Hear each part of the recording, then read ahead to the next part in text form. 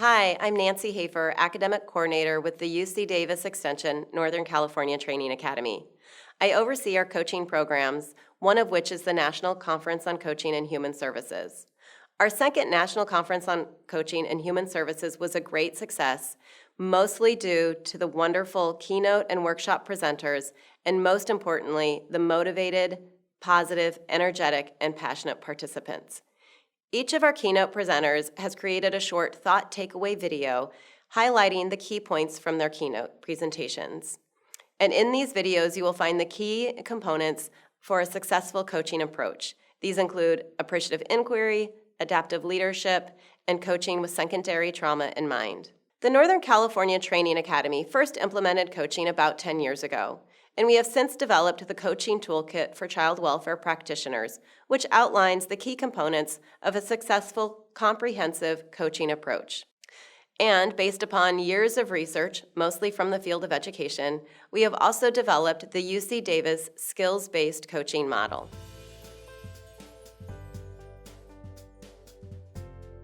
Skills-based coaching is based on the notion that social workers will attend a training, as they often do, to learn something new, and that they will need follow-up coaching to help them integrate that new skill into their practice. Coaching extends the period of learning and creates accountability to increase the use of the skill in the field and their expertise level in using that skill. The goal of coaching is to increase practice, to improve practice. The research is clear that 5% of what is taught in training without follow-up coaching is integrated into practice. 5% of what is taught in training is integrated without follow-up coaching. If we expect practitioners to use the new evidence-based and promising practices that we teach them in classes, we must be prepared to provide them with follow-up skills-based coaching. What's better is that skills-based coaching is not rocket science. Sure, there are some required skills and approaches used by the coach, but the skills-based model is a series of 5 intuitive steps, and it centers around 3 key foundational practices: goal setting, action, which includes both observation and demonstration, and reflection.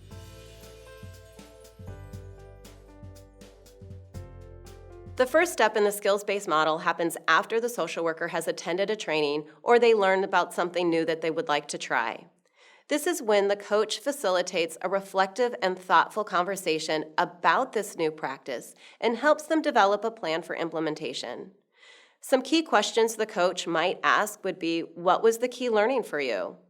What are you most excited to try first? And how would your work with children and families change if you integrated this new skill into practice? The last part of this coaching conversation requires the learner to do 2 things. 1, if they haven't already, observe a skilled practitioner using this new practice, and 2, try it for themselves. The social worker here commits to a date and time for trying the new practice. This is the hardest part and not to be underestimated, and it's this step that we believe makes coaching so profoundly successful. Coaching increases the probability of trying a new practice simply because it adds extra accountability and requires that commitment to try. It's someone saying, "That's excellent that you want to try this new skill. When are you going to do it?" Without someone asking those questions, most people will simply avoid trying the new practice.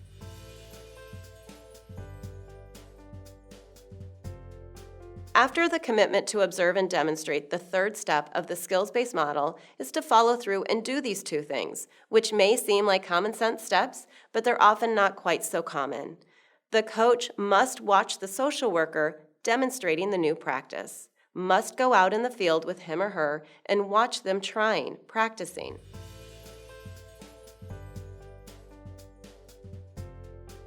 The fourth step of the skills-based model is for the coach and the practitioner to simply take some time and reflect upon what happened in that demonstration. This is the time that they spend some time reflecting on what the strengths were, what the challenges were, and what some possible next steps for improvement are. The 5th and final step of the model is to simply have a wrap-up coaching conversation, a reflective conversation, where the coach draws out from the social worker what they thought went well, What did the social worker think was a strength? What were their challenges? And what are their next steps to improve their use of this new skill? Again, the focus of this conversation is to allow the social worker to reflect, to help them think critically about what they did and how it went. Sure, the coach can offer some feedback for improvement, but the focus is on facilitating a reflective conversation.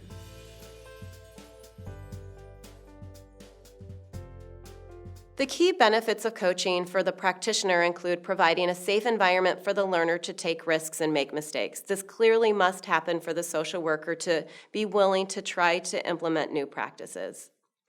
It enhances the learner's ability to identify problems and solutions through those good reflective conversations, and it improves the learner's skills, behaviors, and performance.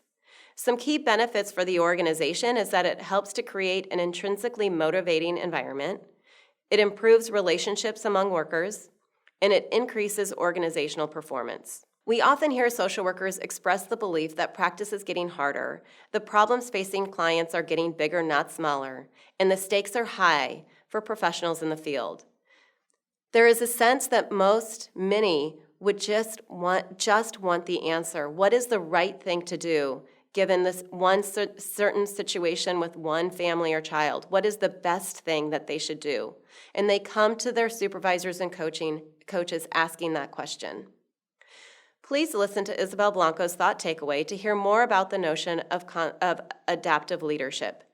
That our job as coaches and leaders is to stop giving the answer, which is really just our answer, and instead to help the social workers think critically through and about families and clients and children, to think about what the next step might be for them, to foster critical thinking.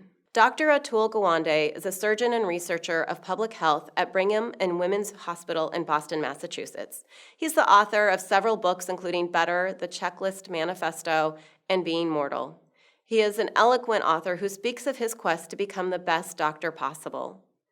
He speaks of his moment of epiphany when he realized how much a tennis coach improved his tennis serve after just one lesson, the tennis serve that he had been using for the last 30 years of his playing the sport. He writes that what he has come to love about athletics is the fact that no one expects you to do it alone. No one expects you to figure out how to get good all by yourself. If it's true for sports, it should be true for human services. We hope you enjoy this video series and the conference materials from the National Conference on Coaching and Human Services that are available on our website.